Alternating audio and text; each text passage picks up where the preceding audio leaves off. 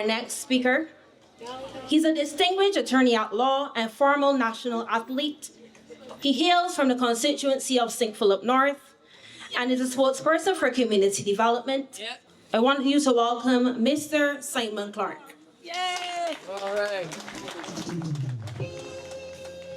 Yeah, enough. Do your thing, Simon. This one goes out to all the people in that struggle. Energy, Clarke. Energy. Energy, You got to keep the faith in Jesus Christ. Give him all the praise, God. Yeah, enough.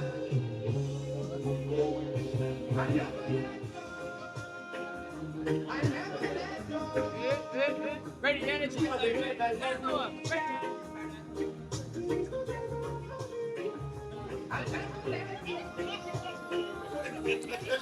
Good night, St. Michael West. Good night, comrades. Good night to the Democratic Labour Party supporters. Good night, my brother. Good night. I want to thank the candidate for St. Michael West and the next representative for St. Michael West for inviting me to say a few words on matters of national importance, and more specifically, that of crime and violence and the impact on our communities. I first want to start by a quote from Dr. Martin Luther King. And it states in the open quote, "We are now faced with the fact that tomorrow is today. We are confronted with the fierce urgency of now." And I want that there to sink in. I will repeat it. We are now faced with the fact that tomorrow is today. We are confronted with the fierce urgency of now. Right. Violent crimes have created an unprecedented level of discomfort in our communities. Gun crimes in Barbados are at the all-time high. We all know that. All my comrades spoke about crime tonight. It is a major concern in Barbados. You can agree with me that this way of life is indeed foreign to the Barbadian way of life. The crime crisis is striking at the heart of our communities. There are 6 murders for the year, and this comes at the back end of 50 murders in 2024. And we, the DLP, we, the Democratic Labour Party, are advocating for safer communities. We, the Democratic Labour Party, are advocating for a safer Barbados. We see the safety of our community as paramount. You know, Don was just speaking about tourism, and it was only brought to my attention that when you visit the websites, that is the government of UK, as well as the government of Canada websites, we are seeing under travel advice that there's an increase of violent crime in Barbados, including gun violence, incidents of armed robbery, sexual assault, gang-related shootings, and murder. Barbados depends heavily on tourism. And when we check those websites, that is what the tourists are seeing. I also want to make note that these firearms are playing a serious role in the violence in Barbados. Only recently, there were reports that it was alleged attempted robbery on board a minibus. Yeah. Last thing, they kill everybody. And that alleged robber attempted to kill everyone that was on board. This is the Barbados that we are now faced with. Serious, man. We are not safe on public service vehicles no more. Up in the gas station. You know, I nearly said just now, my constituency in St. Philip North. But the people of St. Philip North that was on that bus told me that they were frightened and horrified. A man with a mask or a man with a gun is very terrifying. The chairman of the Association of Public Transport Operators said that such incidents are becoming more frequent. And I want y'all to forgive me. I had sore throat all week, but I still had to be here tonight. These criminals are a lot bolder and more brazen. And it's very terrifying and worrying to all Barbadians. Masked men, one armed with a gun, robbed the mini mart in Kendall. I know you all saw that. Yeah. When we look to the bottom of the news, all we're seeing is man shot, robbery at this place, all violence and crime. That must stop. There's also a surge in robberies with respect to the elderly. Those on social media will see the videos. Women walking the road, young boys stashing bags. They're robbing our grandmothers. They're robbing our mothers. They're robbing our aunts. They're robbing our sisters. This is the Barbados that we live in. We, the citizens of Barbados, must feel safe going to gas stations. We must feel safe going to the beach. We must feel safe going to the mini marts and the supermarkets. We must feel safe as we stand up by the bus stops. And we must feel safe as we walk the roads of Barbados once more. And that will happen under the Democratic Labour Party. Right. One Barbados, not two Barbados. You know, well, there were a handful of people partying at the gathering in St. Lucie. Partying at Barbados. A handful. Majority of the Barbadians are concerned with the high level of crime that's occurring daily in this country. And I was wondering if the advisor on culture, Senator John King, open that show with his song. How many more? How many more, Ja? How many more, Ja?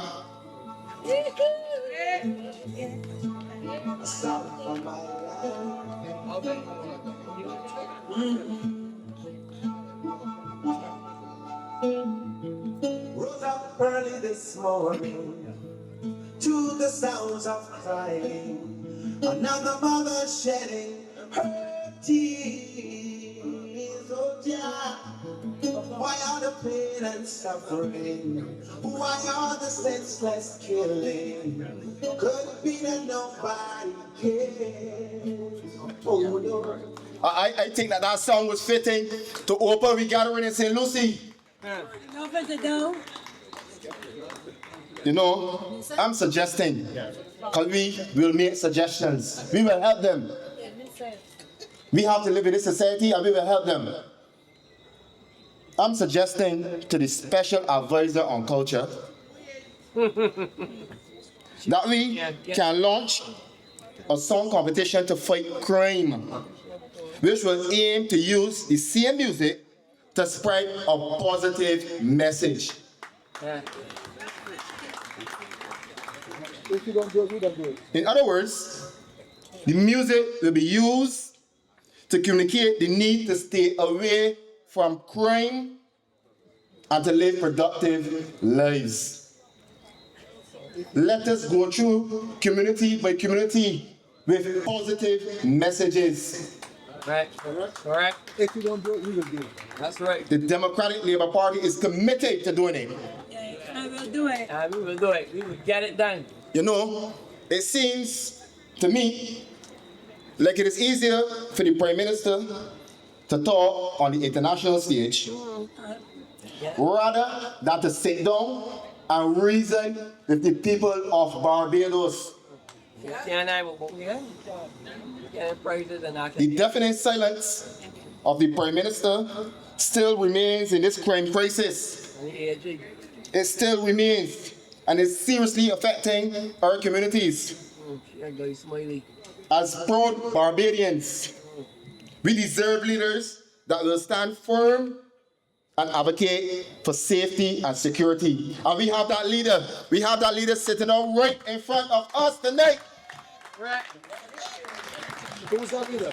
He will advocate for a safer community. Moses. Moses. You know, a question arises as to what is the National Advisory Council on Citizen Security doing? What is that council doing?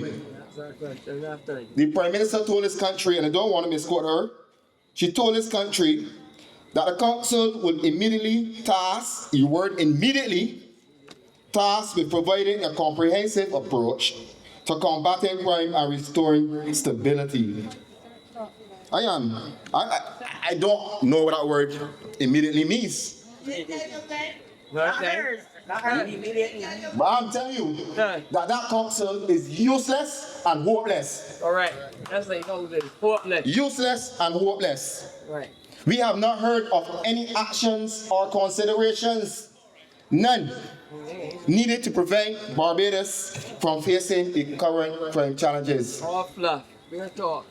95% fluff. Yes, we are becoming tired of the dry talk. We are becoming tired of the dry talk. 5% And I join with the leader of the opposition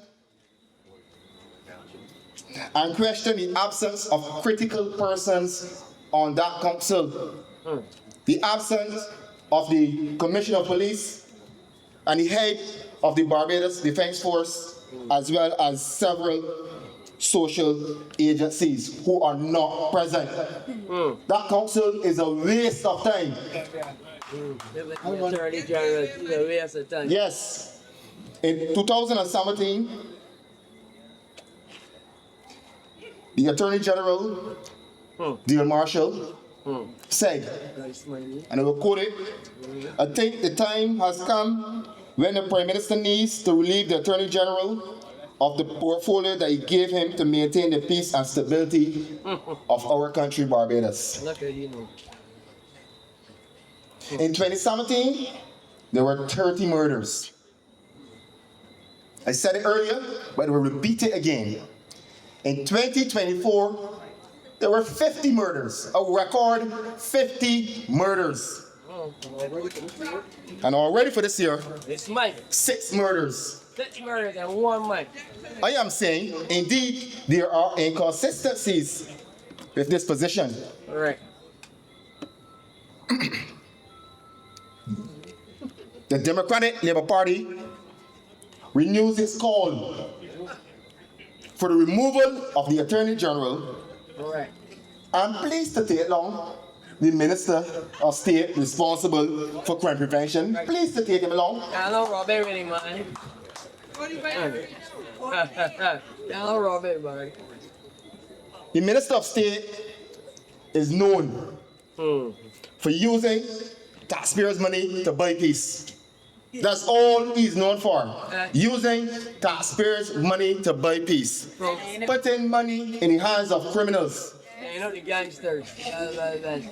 When the money goes Putting the money in the hands of criminals and police out there suffering. But I will deal with the police soon. Police working tirelessly out there. That was the CID. And Minister of State and then putting money in the hands of the criminals. Down there at all. But before we get to the police, I briefly want to touch on the health crisis. go over there.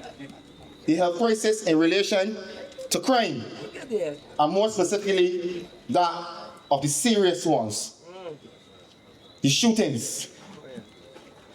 We have to look at the emergency personnel calls, the ER calls, including calls now.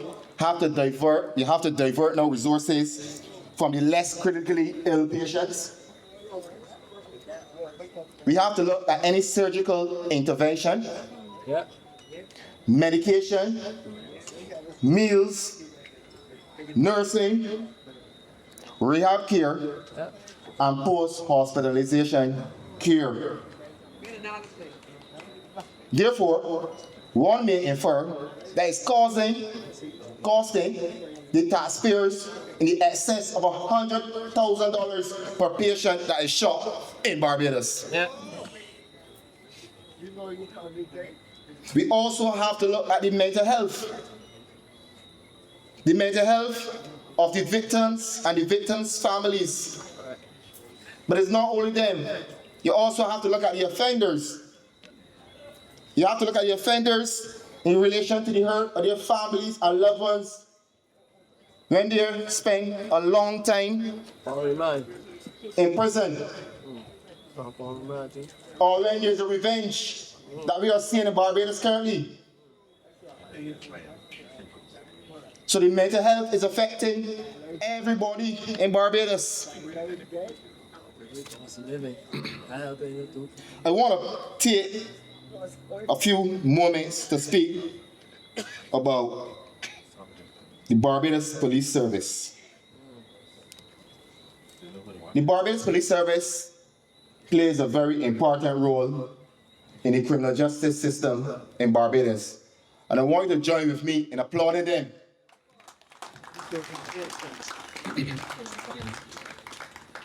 I must agree with the Commissioner of Police that the primary criminal threat to the safety and security of this country is the issue of firearms, both in the possession and use of those firearms.